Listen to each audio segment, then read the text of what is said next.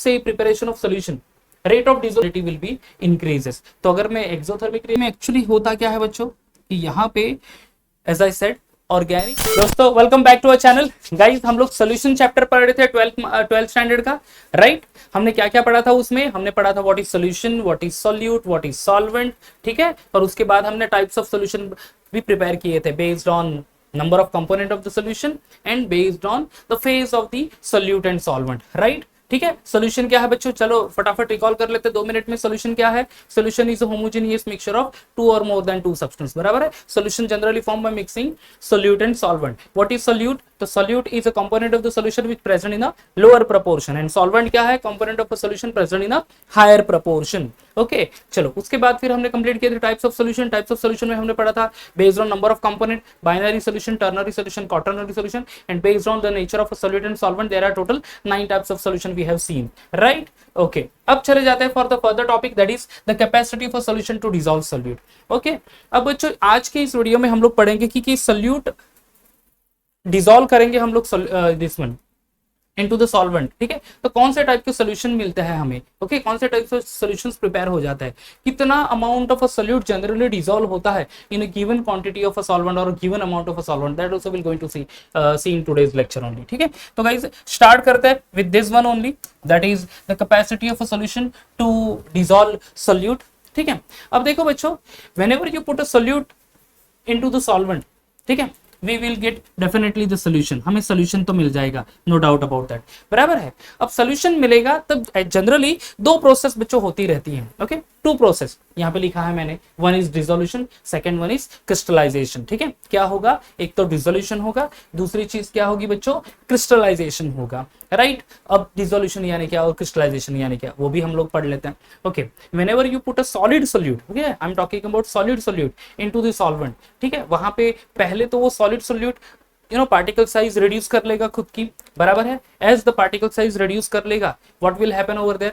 वहां पे क्या हो जाएगा? वो जो पार्टिकल, छोटे पार्टिकल्स है सोल्यूट के, वो यूनिफॉर्मली डिस्ट्रीब्यूट हो जाएंगे इनटू द गिवन सॉल्वेंट, बराबर है। दैट इज यू कैन से the diffusion of a solid solute into the solvent, या फिर dissolution of a solid solute into the solvent, right. Okay अब जब भी आप सॉलिड या फिर सॉलिड सॉल्वेंट सोल्यूट आपने पुट कर लिया सॉल्वेंट में, व्हाट विल हैपन? वहां पे पहले प्रोसेस होगी dissolution, then there is a formation of a solution. A few of the solid particles from that overall solution may crystallize back. वापस से जो पार्टिकल साइज छोटी छोटी हो गई है वापस वो आ जाएगी क्लोजर, बराबर है। और वहां पे क्या हो जाएगा? वो बड़े क्रिस्टल्स फॉर्म हो जाए स्टार्ट हो जाएंगे, और उस प्रोसेस को हम लोग कहेंगे क्रिस्टलाइजेशन। यानी जब भी कोई सॉलिड सोल्यूट आप सॉल्वेंट में प्लेस कर लोगे, समझ लो ये सॉल्वेंट है, राइट, हमने बीकर में सॉल्वेंट रखा है, ये वाटर मॉलिक्यूल, और उसमें सॉलिड सोल्यूट में ऐड कर रहा हूं, से फॉर एग्जांपल ग्लूकोज C6H12O6। पहले तो ये डिसोल्यूशन करेगा, वो खुद पार्टिकल्स डिसॉल्व हो जाएंगे, और उसके बाद फिर क्या होगा? यहाँ पे वही पार्टिकल्स क्रिस्टलाइजेशन स्टार्ट हो जाएगा, okay those particle will start crystallize itself. इसके वजह से होगा क्या बच्चों? प्रोसेस ऑफ क्रिस्टलाइजेशन होगी, तो जो सोल्यूशन में से you will be getting a solid particle again, ठीक है। तो पहले क्या होगा? डिसोल्यूशन, नेक्स्ट में वंस इट डिसॉल्व वहां पे क्रिस्टलाइजेशन प्रोसेस शुरू हो जाएगी।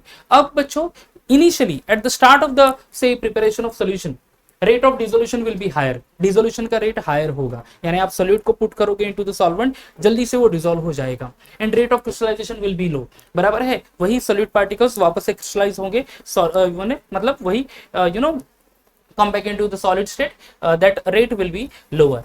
धीरे धीरे धीरे धीरे वो साइकिल चलता रहेगा, dissolution crystallization, dissolution crystallization, and one time will be coming where there will be equilibrium condition will acquire between solute and the solution. Equilibrium condition यानी क्या? जिस स्पीड से dissolution, rate of dissolution will be that, with the same speed the rate of crystallization will run over there, ठीक है। dissolution and crystallization जो की speed है वो सेम स्पीड से रन होती आपको नजर आएगी।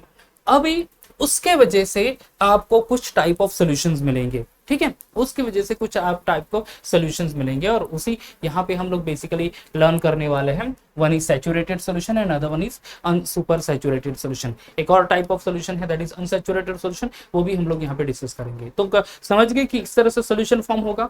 कभी आप सॉल्यूट को सॉल्वेंट में प्लेस कर लोगे, there will be formation of a solution. ठीक है, क्या फॉर्म करेंगे, सॉल्यूशन फॉर्म हो जाएगा। वहां पे डिसोल्यूशन एंड क्रिस्टलाइजेशन ये दोनों प्रोसेस होती रहेगी। Solid will turns into the और equally distribute or diffuse into the given volume of a solvent, that is dissolution। वही solid particles वापस से crystallize back होंगे, that is crystallization। धीरे धीरे धीरे धीरे rate of crystallization and rate of initially rate of dissolution will be more और rate of crystallization कम होगा, but after some times दोनों का रेट यानी दोनों की स्पीड सेम हो जाएगी, क्रिस्टलाइजेशन की एज वेल एज डिसोल्यूशन की। अब वही हम लोग बोलेंगे क्या कि इक्विलिब्रियम कंडीशन एक्वायर हो गया and once equilibrium condition is acquire will be getting certain type of solution over that. ठीक है, अब कौन कौन से टाइप के सॉल्यूशंस है देखो, one is the saturated solution, the first one is saturated solution. ठीक है, अब बच्चों सैचुरेटेड सॉल्यूशन यानी क्या, सो saturated solution means the maximum amount of a solute dissolve in given amount of a solvent at a specific temperature and pressure। ठीक है, that is called to be a saturated solution। ठीक है, saturated solution यानी क्या, the maximum amount of a solute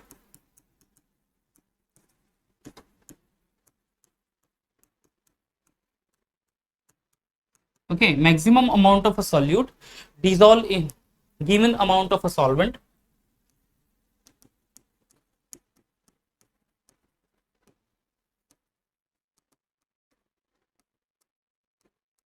amount of solvent at given temperature and pressure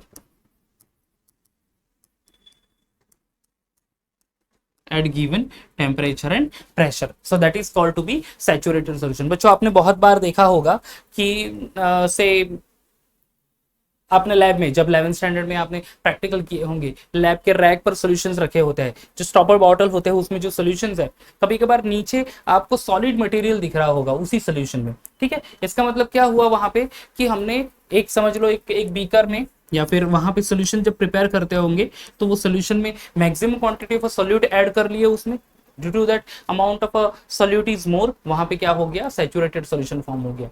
तो guys saturated solution, maximum amount of a solute dissolve in a given amount of a solvent, that is called to be a saturated solution। अब वो saturated solution बच्चों आप घर पे भी prepare कर सकते हैं। समझ लो एक शुगर ले लो, ठीक है, घर में शुगर तो रहेगा राइट, हम लोग यूज करते हैं वो, और शुगर ले लो, आपने वाटर ले लिया है एक स्पेसिफिक अमाउंट से 100 ml 200 ml, कोई वैसे परफेक्ट लेने की जरूरत नहीं है, जस्ट रैंडम वाटर ले लो, 1 स्पून ऐड कर दो उसमें यहाँ पे।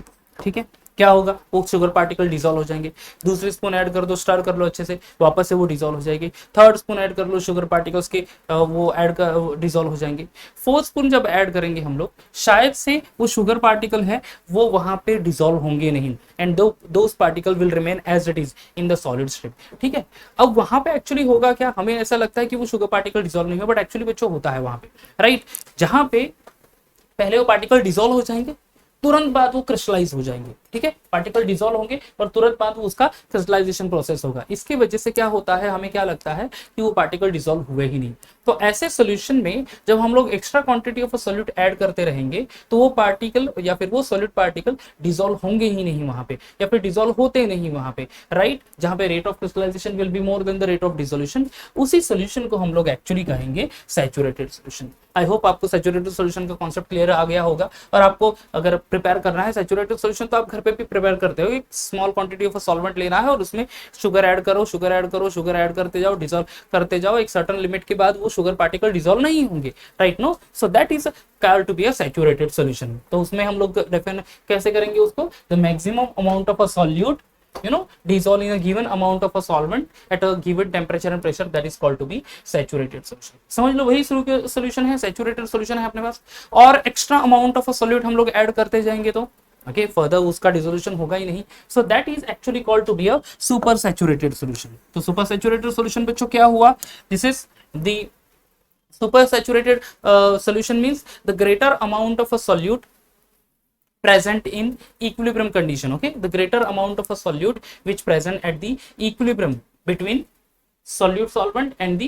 solution, so that is called to be super saturated solution. ठीक है बच्चों, ओके अब एक और चीज आता है, that is called unsaturated solution. Unsaturated solution बच्चों, अनसैचुरेटेड सॉल्यूशन यानी क्या, जो आपको क्लियर सॉल्यूशन मिलता है, these are unsaturated solution. Lab में आप बहुत सारे अनसैचुरेटेड सॉल्यूशन यूज करते हो, ठीक है, बहुत सारे अनसैचुरेटेड सॉल्यूशन आप लैब में यूज करते हो. कौन से, जैसे कि आप से this one dilute NaOH solution, ठीक है, dilute KOH solution, dilute Na2CO3 solution, these are unsaturated solution, जहां पे आप small quantity of a solute लेंगे and you dissolve it into the maximum amount of a solvent, ठीक है, small quantity of a solute की मैं बात कर रहा हूँ, maximum amount of a solvent में हम लोग dissolve करेंगे, तो वो हमारे लिए क्या हो जाएगा, unsaturated solution. So maximum आप जो titration के लिए यूज किए होंगे, those are unsaturated solution only. समझ में आ रहा है, ओके तो क्लियर हो गया ये बच्चों कि क्या है capacity for solution to dissolve solute. कोई भी सॉल्यूट हम लोग सॉल्वेंट में प्लेस करेंगे, सॉल्यूशन फॉर्म होगा, वहां पे दो प्रोसेस रन होती है, एक तो होता है डिसोल्यूशन, दूसरा होता है crystallization. Solute particles, specially solid solute जब स्टर करेंगे हम लोग, वो पार्टिकल्स ब्रेक डाउन हो जाएंगे सॉलिड के, ओके, और बहुत स्मॉल पार्टिकल्स हो जाएंगे into that given volume of this one solvent. उस प्रोसेस को हम लोग कहेंगे डिसोल्यूशन, यानी वो solid particle solid solute dissolve हो गया उसमें, राइट. उसके बाद फिर तुरंत बाद एक दूसरी प्रोसेस होती है उसमें, दैट इज क्रिस्टलाइजेशन. वही पार्टिकल्स वापस से क्लोज आ जाएंगे और वही solid particles crystals of that solid particle will form over there, उसको हम लोग बोलेंगे क्रिस्टलाइजेशन. इन सब का स्पीड अलग अलग होगा. एट द स्टार्ट डिसोल्यूशन का स्पीड ज्यादा होता है compare to the crystallization rate, but एक सर्टेन टाइम के बाद rate of crystallization and rate of dissolution will be equal. उस टाइप जो सोल्यूशन हमें जो मिलेगा उसको हम लोग कहेंगे saturated solution, where the maximum amount of a solute will be present in a given amount of a solvent at given temperature and pressure, that is saturated solution. तो मैंने जो एग्जांपल दिया कि शुगर ऐड करो, quantity of water लो, उसमें sugar add करो, dissolve होगा, sugar add करो, डिसॉल्व होगा, वापस ऐड करो, डिसॉल्व हो जाएगा, ऐड करो, डिसॉल्व होगा. एक सर्टेन टाइम के बाद वो डिसॉल्व नहीं होता एट नॉर्मल टेम्परेचर. हाँ, I am talking about at given temperature. देखो यहाँ पे लिखा भी है गिवन टेम्परेचर, बट ऑब्वियस उसको हिट करेंगे तो शायद से वो डिसॉल्व हो जाएगा, but at normal temperature only. तो फिर उस सोल्यूशन को हम लोग सैचुरेटेड सोल्यूशन करेंगे और extra amount of sugar add करते ही जाएंगे in that same quantity of solution only. तो maximum amount of solute will be present in that at that equilibrium condition, तो उसको हम लोग कहेंगे सैचुरेटेड सॉल्यूशन. समझ में आ गया, saturated solution and super saturated solution. तो we have completed here saturated as well as the second one, that is super saturated solution. ठीक है बच्चों, चलो ये तो कॉन्सेप्ट क्लियर हो गया. Now will go for the solubility. यहाँ पे सॉल्युबिलिटी भी देखेंगे and at the same time will going to see the factor affecting on solubility. ठीक है, कुछ फैक्टर्स जो है वो अफेक्ट करते हैं सॉल्युबिलिटी के ऊपर, that also will going to see. और यहाँ पे बच्चों one of the important law हम लोग पढ़ेंगे, दैट इज हेनरीज लॉ. ठीक है, हेनरीज लॉ क्या है, ओके, उसका यूनिट क्या होता है, जनरली कांस्टेंट का यूनिट क्या होता है, कुछ एक्सेप्शनल केसेस क्या है, सारी चीजें आज के वीडियो में हम लोग कवर करने वाले हैं. ठीक है, चलो तो पहले स्टार्ट करते हैं सॉल्युबिलिटी. सॉल्युबिलिटी यानी क्या, when a given quantity of a solute dissolve in given quantity of a solvent, ठीक है, that process is called to be solubility. ठीक है, कोई भी amount of a solute ले लो, maybe it is solid, liquid और अ गैस, हमने given amount of a solvent में प्लेस कर दिया तो उसको हम लोग बोलेंगे सॉल्युबिलिटी. बच्चों ये सॉल्युबिलिटी को आप लोग से कोरिलेट कर सकते हैं विद द कॉन्सेंट्रेशन. कॉन्सेंट्रेशन हमने 11th स्टैंडर्ड में पढ़ा था. Concentration, number of ways to express the concentration कौन कौन सा है, परसेंटेज है, ठीक है, मोल फ्रैक्शन है, उसके बाद फिर क्या है, molarity, molality, right, normality. These are the certain ways to express the concentration. Concentration यानी क्या एक्सप्रेस करते हैं हम लोग कि given volume of a solution में कितना सॉल्यूट है, राइट ना. समझ लो 2 बीकर है मेरे पास, एक बीकर में 100 ml वाटर, एक बीकर में 200 ml वाटर, राइट, या फिर दोनों बीकर में चलो 100 ml वाटर ओनली, तो 100 ml water, here also 100 ml water, बराबर है. एक में मैंने 5 ग्राम शुगर ऐड कर दिया, एक में मैंने 10 ग्राम शुगर ऐड कर दिया. What will happen, concentration change होगा ना. दोनों तो सॉल्युबल है, no doubt about that, but दोनों सॉल्यूशन का कॉन्सेंट्रेशन तो डिफरेंट होगा, राइट. नो, देखो बीकर है अपने पास, यहाँ पे भी एक बीकर, इसमें मैंने वाटर ले लिया कितना, 100 ml, यहाँ पे भी 100 ml, एक में मैंने शुगर ऐड कर दिया कितना, 5 ग्राम, दूसरे में भी मैं शुगर ऐड कर रहा हूं बट ये है 10 ग्राम, तो 5 gram in 100 ml of water and यहाँ पे 10 gram in 100 ml of water. दोनों का क्या होगा, कॉन्सेंट्रेशन अलग अलग है. Solubility is the thing where the given amount of a solute dissolve in given amount of a solvent at a specific temperature, उसको हम लोग कहेंगे सॉल्युबिलिटी। वही एक्चुअली एक्सप्रेस करता है क्या, कॉन्सेंट्रेशन। अंडरस्टूड, ठीक है। चलो, तो सॉल्युबिलिटी तो क्लियर हो गया कि सॉल्युबिलिटी क्या है एग्जैक्टली। ओके देन आगे बढ़ता है। सॉल्युबिलिटी, यहाँ पे फैक्टर कुछ अफेक्ट करते हैं सॉल्युबिलिटी के ऊपर। पहला तो है बच्चों nature of dissolve solute and solvent, ठीक है। पहला क्या है, the nature of dissolve solute and solvent, या फिर nature of solute and solvent. बच्चों आपने एक चीज पढ़ी होगी इन 11th standard, generally organic solute soluble in organic solvent and inorganic solute soluble in inorganic solvent, ये तो आपने सुना होगा। that actually process or that formula is known as like dissolve like, क्या बोलते हैं उसको, like dissolve like, ठीक है। तो लिख लेता हूं मैं यहाँ पे like dissolve like,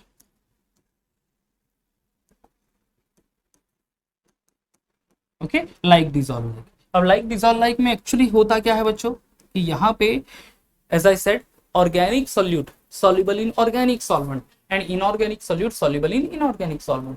जैसे कि एग्जांपल ले लो इनऑर्गेनिक सोल्यूट का, तो अगर आपके पास एग्जांपल है NaCl कॉमन सॉल्ट, तो कॉमन सॉल्ट अगर आप वाटर में प्लेस कर दो, ठीक है, H2, there will be formation of a aqueous NaCl solution. आपको इस सॉलिड NaCl का कन्वर्जन एक्वियस NaCl में मिल जाएगा, बराबर है। NaCl क्या है, इनऑर्गेनिक सॉल्वेंट, या फिर you can say polar inorganic solute. Water क्या है, inorganic solvent only, that is also called as a polar solvent. और ये पोलर सोल्यूट, तो दोनों पोलर सोल्यूट है, ये दो ये पोलर सॉल्वेंट है, तो ये आराम से यहाँ पे डिसॉल्व हो जाएगा solid NaCl into the liquid water, बराबर है। दूसरा कोई एग्जांपल ले लेता हूँ, चलो मेरे पास KNO3 पाउडर है, समझ लो KNO3 सॉल्ट, पोटेशियम नाइट्रेट, जिसको भी मैं वाटर में प्लेस कर रहा हूँ, बराबर है। I am getting definitely aqueous KNO3 solution, क्योंकि ये वो भी रेडिली डिसॉल्व हो जाता है उसमें।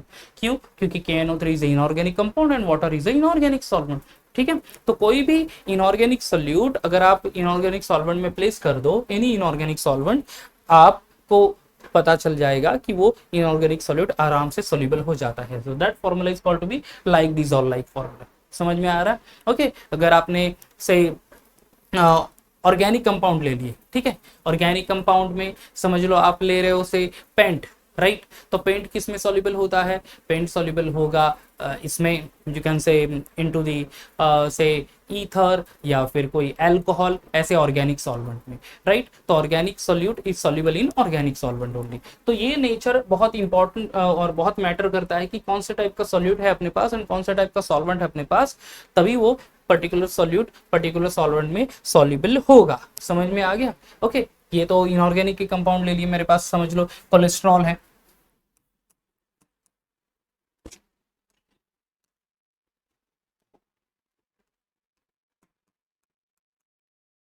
तो cholesterol definitely will soluble in benzene, ठीक है। ये किसमें सॉल्युबल होगा, सॉल्युबल इन बेंजीन, बेंजीन यानी C6H6, क्योंकि कोलेस्ट्रॉल ये क्या है बच्चों, इट इज ऑर्गेनिक सॉल्यूट और organic compound and benzene is a organic solvent, तो वहां पे आराम से वो डिसॉल्व हो जाएगा, राइट। तो that is all about the like dissolve like formula and the nature of a solute and the nature of a solvent. समझ में आ गया? ठीक है, क्या है, organic solute always soluble in organic solvent and inorganic solute always soluble in inorganic solvent. समझ में आ रहा है? ओके बच्चों, there are some compound which are organic in nature, ठीक है, which are what, organic in nature but still soluble in inorganic solute, ठीक है। जैसे कि शुगर, आप सुबह सुबह कॉफी पीते होंगे, आप शायद मिल्क पीते होंगे या फिर टी पीते होंगे, शुगर तो ऐड करते हैं उसमें, बराबर है। शुगर क्या है, शुगर इज ऑर्गेनिक कंपाउंड, बराबर है, but it is soluble in inorganic solvent. मैंने यहाँ पे सोल्यूशन प्रिपेयर करते वक्त भी लिखा था कि शुगर हमने डिसॉल्व कर लिया, आई थिंक सो, या से शुगर इन वाटर, ये लिखा है, राइट। तो शुगर इन वाटर मतलब शुगर ऑर्गेनिक कंपाउंड है, वाटर में वो डिसॉल्व हो जाता है आराम से, right.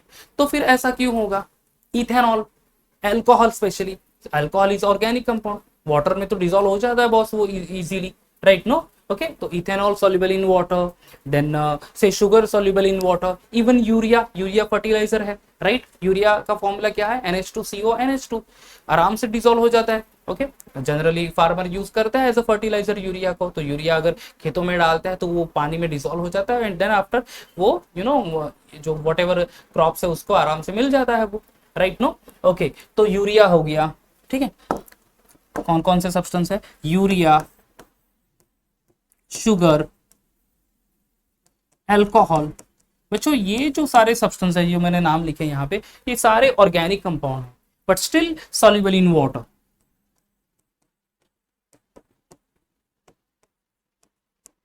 soluble in water because but where the water is inorganic solvent। तो ये सारे ऑर्गेनिक सोल्यूट हो गए एंड ये वाटर जो है ये क्या हो गया? Inorganic solvent, right. तो फिर ऐसे कैसे हो गया कि हम तो यहाँ पे पढ़ रहे हैं लाइक डिसॉल्व लाइक फॉर्मूला, जहाँ पे inorganic solute soluble in inorganic solvent and organic solute soluble in organic solvent. तो ये तो सारे ऑर्गेनिक है बट स्टिल ये सॉल्युबल किस तरह से हो गए इनऑर्गेनिक सॉल्वेंट में? किस तरह से हुए? देयर इज वन प्रॉपर्टी और एक्चुअली एक प्रोसेस होती है, उसको बोलते हैं हाइड्रोजन बॉन्डिंग। अगर मैं एग्जांपल ले लूं से चलो अल्कोहल का एग्जांपल ले लूं, ठीक है। अल्कोहल का फॉर्मूला क्या है बच्चों? The formula of alcohol is R single bond OH, ठीक है।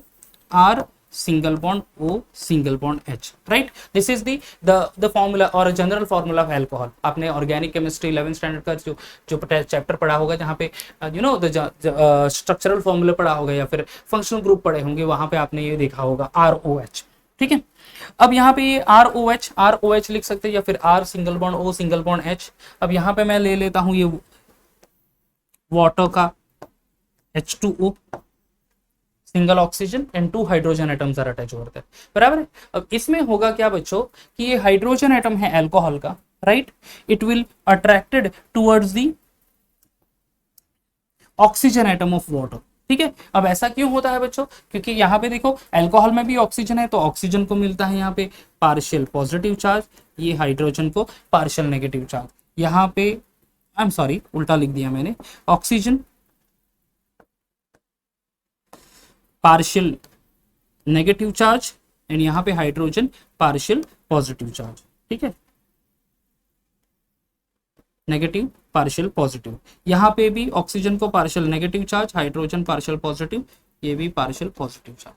सो due to that opposite charges only between oxygen and hydrogen एक बॉन्ड फॉर्म होता है which is weak in nature, इसको हम लोग बोलते हैं हाइड्रोजन बॉन्डिंग। तो ये मैंने येलो डॉटेड लाइन यहाँ पे एक्सप्रेस कर दी, ये क्या हो जाएगा? Hydrogen bonding between alcohol molecule and water. तो जब भी कोई organic compound hydrogen bonding form करता है विद द वाटर ओनली, तब वो ऑर्गेनिक कंपाउंड वाटर में आसानी से सॉल्युबल हो जाता है, अंडरस्टूड। तो ये जो एग्जाम्पल हमने लिखे कौन से, यूरिया, शुगर, अल्कोहल, ये सारे सॉल्युबल है due to the formation of hydrogen bonding. क्या लिखेंगे हम लोग टर्म?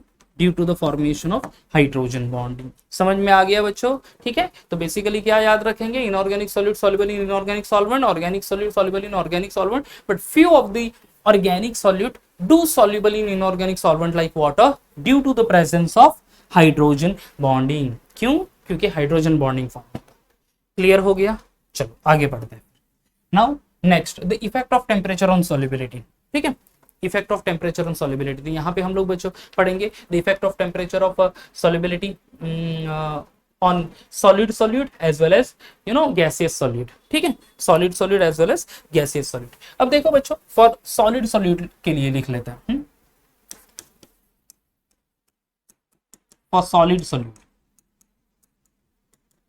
ओके, अब देखो जनरली कोई भी सॉलिड हम लोग डिसॉल्व करेंगे वाटर में, दो प्रोसेस बच्चों होती है। एक तो होता है एक्सोथर्मिक प्रोसेस, दूसरा होता है एंडोथर्मिक प्रोसेस, ठीक है। एक क्या होती है? एक्सोथर्मिक प्रोसेस और दूसरी क्या है? एंडोथर्मिक प्रोसेस, ठीक है। चलो प्रोसेस का नाम लिख लेते हैं, एक्सोथर्मिक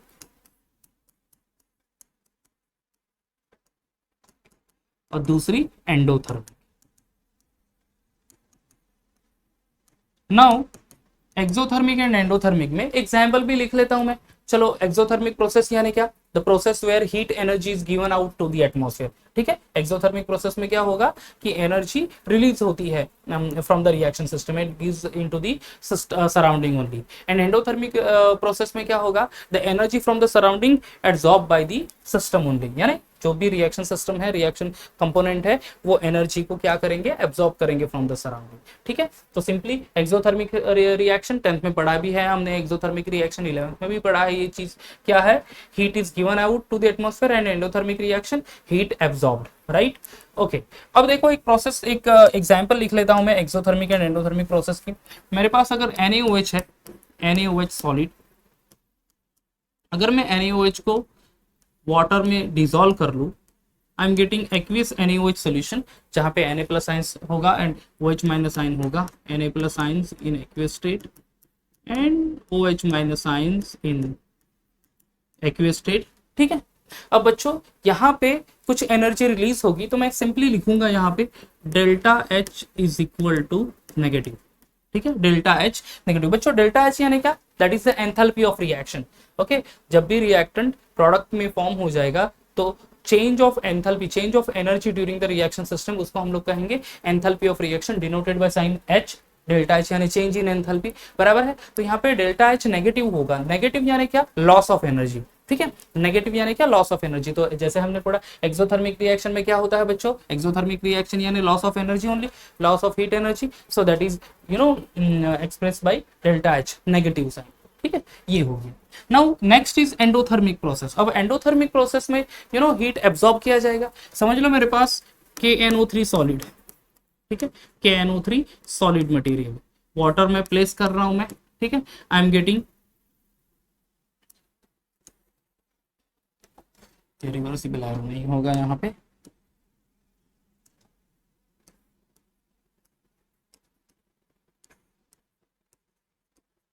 या तो KNO3 इन सॉलिड स्टेट हमें मिल जाएगा K प्लस आइंस इन aqueous state plus OH minus ions इन एक्वियस स्टेट, यानी डिसॉल्व हो जाएगा वो के OH लिख दिया, KNO3 लिखना, KNO3। अब यहाँ पे डेल्टा H जो है वो बच्चों पॉजिटिव है, यानी absorption of heat energy from the surrounding. जब भी कोई स्पेसिफिक अमाउंट, आपको 12th में प्रैक्टिकल भी है एक्चुअली, एंथैल्पी ऑफ सॉल्यूशन का 5.5 ग्राम KNO3 लेना है, वो 100 ml वाटर में डिसॉल्व करना है उसको, और पहले वाटर का टेम्परेचर आपने नोट कर लेना है। KNO3 ऐड करने के बाद, डिसॉल्व करने के बाद एग्जैक्टली टेम्परेचर इंक्रीज हुआ या डिक्रीज हुआ वो देखना है, और जनरली टेम्परेचर डिक्रीज होता है, राइट। अब तो loss of absorption of energy from the surrounding, delta H ये हो गया पॉजिटिव। तो exothermic process delta H negative, endothermic process delta H positive. अब बच्चों अगर प्रोसेस एक्सोथर्मिक है और हमने हीट दे दी, what will happen over there. ठीक है, जनरली हम लोग ऐसा मानते हैं कि अगर सॉलिड डिसॉल्व नहीं हो रहा सॉल्वेंट में तो हीट कर दो बॉस, तो वो डिसॉल्व हो जाएगा। बट हमें ये भी ध्यान में रखना है कि whether that process is exothermic और एंडोथर्मिक, नहीं तो फिर अपोजिट वे में वो एक्चुअली प्रोसीड होगा। ली कैटलिस्ट प्रिंसिपल। ठीक है, कोई भी फैक्टर अगर अफेक्ट करता है तो to nullify the effect of that factor equilibrium will be shift in the opposite direction. ठीक है, तो फिर बच्चों फॉर द एक्सोथर्मिक प्रोसेस, ठीक है, I am talking about solid solute, हाँ, the dissolution of a solid solute into the liquid solvent. अगर आपने एक्सोथर्मिक प्रोसेस है, बराबर है, अब यहाँ पे ऑलरेडी हीट रिलीज हो रही है और अगर आप टेम्परेचर इंक्रीज कर रहे हो तो क्या होगा, the solubility will be decreases. So exothermic process में if you increase the temperature, solubility of that solid solute will be decreases in solvent. But वही अगर आप यहाँ पे हीट एनर्जी रिलीज हो रही है, तो अगर आपने समहाउ टेम्परेचर को वहां पे कूल डाउन कर लिया, टेम्परेचर को अगर वहां पे नीचे ला दिया आप लोग, ठीक है, उस रिएक्शन सिस्टम को कूल कर दिया, वहां पे क्या होगा, the solubility will be increases. तो अगर मैं एक्सोथर्मिक रिएक्शन इन NaOH की बात करूं तो at higher temperature the solubility will be decreases and at lower temperature the solubility will be increases. समझ में आ रहा है, ठीक है। तो प्रोसेस बहुत मैटर करेगा वहां पे। एक्सोथर्मिक प्रोसेस में टेम्परेचर बढ़ा दो तो सॉल्युबिलिटी डिक्रीज होगी एंड टेम्परेचर कम कर दो तो सॉल्युबिलिटी इंक्रीज होगी। Same way opposite way react करेगा endothermic process. In the endothermic process heat क्या कर रहा है, एब्जॉर्ब कर रहा है रिएक्शन सिस्टम, तो वहां पे आपको हीटिंग की जरूरत होगी। अगर आपने यहाँ पे हीट दे दी तो वो सॉल्युबल हो जाएगा आसानी से, क्योंकि उसको हीटिंग की तो रिक्वायरमेंट ही है एक्चुअली, राइट नो, उसको तो हीटिंग की रिक्वायरमेंट है, इसीलिए तो वो हीट एब्जॉर्ब कर रहा है। अगर आपने वहां पे टेम्परेचर कूल डाउन कर लिया, एक दो समझ लो, ये मेरे पास 100 ml वाटर है, उसमें कुछ मैंने 5.5 ग्राम KNO3 ऐड कर लिया, उसमें 2-3 आइस क्यूब डाल दिए, तो क्या हो जाएगा, तब तो उसका डिसोल्यूशन प्रोसेस है वो और स्लो हो जाएगा। अंडरस्टूड, सॉल्युबिलिटी और स्लो हो जाएगी। Understood. So for the endothermic process At higher temperature solubility will be increases and low temperature solubility will be decreases. समझ में आ रहा है? क्लियर हो गया ये इतना पॉइंट? ठीक है, तो जनरली जो हमारी समझ है कि सॉलिड सॉल्यूट है, लिक्विड सॉल्वेंट में प्लेस किया, हीट कर लिया तो वो सॉल्युबल हो जाएगा, ऐसा नहीं होता। हमें ध्यान में रखना है कि वो प्रोसेस एक्सोथर्मिक है या वो प्रोसेस एंडोथर्मिक है। समझ में आ रहा है? ओके, क्या बोला मैंने एक्सोथर्मिक के लिए? एक्सोथर्मिक प्रोसेस है टेम्परेचर हाई कर लो सॉल्युबिलिटी डिक्रीज होगी एंड टेम्परेचर लो करो तो सॉल्युबिलिटी इंक्रीज होगी। For endothermic process if you increase the temperature solubility will be increase and if you decrease the temperature solubility decreases. समझ में आ रहा है? ओके, ये तो हो गया फॉर सॉलिड सॉल्यूट। ठीक है, now for gas also will see. For gases, ठीक है, what will be the effect of temperature? अगर आपने गैस है समझ लो और अगर आपने टेम्परेचर बढ़ा दिया, व्हाट विल हैपन? गैस की सॉल्युबिलिटी इंक्रीज होगी या डिक्रीज होगी? जनरली सॉल्युबिलिटी डिक्रीज होगी। आपने देखो बच्चों, हम लोग मोस्ट ऑफ द टाइम गर्म पानी से नहाते हैं, ठीक है, कभी गर्म पानी पीते भी है, राइट, कभी गर्म पानी एक वेसल में रखा, हमने रख दिया वहां पे, तो what will happen over there? Okay, वहां पे क्या होगा कि बबल्स शुरुआत हो जाएंगे। ठीक है, बबल्स जाना स्टार्ट हो जाएंगे। बबल्स जाना स्टार्ट हुआ मतलब क्या हुआ कि वहां पे जो रूबी डिजोल्व ऑक्सीजन है या फिर डिजोल्व CO2 है उसकी सॉल्युबिलिटी कम हो गई और वो गैस फॉर्म में ऊपर आने लगा। ठीक है, so for gases at high temperature solubility decreases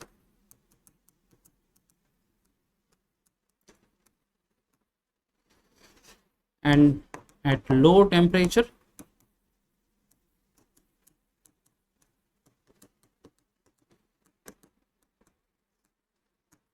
solubility increases. ठीक है, if you increase the temperature solubility of a gas in a liquid decrease and if you decrease the temperature solubility of a gas in a liquid increased. Understood? So this is the effect of temperature on solubility. Now the next one, this is the topic generally asked for number of time in board exam, the effect of pressure on solubility. ठीक है, देखो solid and liquid ये जो दो component है या फिर दो मैटर है ये जनरली compressible होते नहीं। ठीक है, these are non compressible and that's why there is no effect of a pressure on the solubility of a solid solute in liquid solvent as well as a liquid solute in liquid solvent. ठीक है, I'm repeating, there is no effect of a pressure on the solubility of a solid in liquid as well as liquid in liquid, but gas के ऊपर pressure definitely affect करता है। ठीक है, तो will see that one law which actually express the effect of pressure on the solubility of a gas, that is called Henry's law. ठीक है, Henry's law. Now what is Henry's law? Henry's law says that the solubility of a gas in a liquid is directly proportional to the pressure of a gas above the liquid solution. I will write the statement only. The law states that the solubility of a gas in the liquid is directly proportional to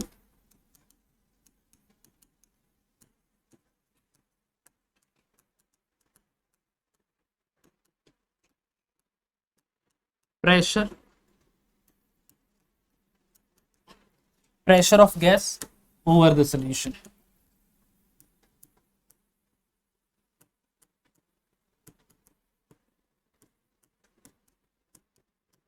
ठीक है, this is the statement of a Henry's law. क्या कह रहा है? The solubility of a gas in a liquid is directly proportional to pressure of the gas over the solution. So based on this statement only we can write over here S that stand for the solubility of a gas is directly proportional to pressure. ठीक है, इसी का मतलब क्या हम लोग लिख सकते हैं? S is equal to KH into P, where S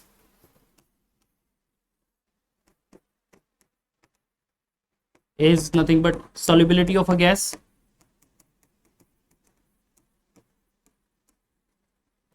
P is what? P is the pressure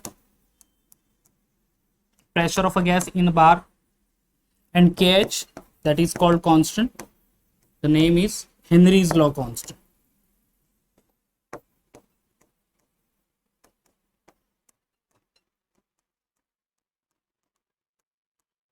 Henry's law constant. ठीक है, सो क्या है Henry's law, the solubility of a gas in a liquid is directly proportional to the pressure of a gas over the solution. But the mathematical statement is S directly proportional to P, therefore S is equal to KH into P, right? So here S stand for solubility of a gas, P is the pressure of a gas in terms of bar or atmosphere, and KH is the Henry's law constant. समझ में आ गया बच्चों? ये law number of time exam में पूछा है for the 2 marks. You have to remember the statement along with the mathematical expression. ठीक है, इतना आपको लिखना है, राइट? ओके, समझ लो कि pressure, if pressure is 1 bar, अगर प्रेशर है ये 1 बार प्रेशर है, 1 bar is equal to 1 atmospheric pressure, that is equal to 760 millimeter of mercury, right? So अगर प्रेशर 1 बार है, so ये इक्वेशन क्या हो जाएगा? Therefore S is exactly equal to K. Understood? If the pressure is 1 bar, then the value of S solubility is exactly equal to the value of proportionality constant, or you can say Henry's law constant. Clear हो गया इतना?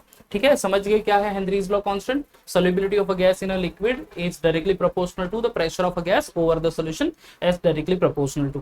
ठीक है बच्चों, okay. अब यहाँ पे कुछ एक्सेप्शनल केस भी है हेनरीज लॉ के, राइट?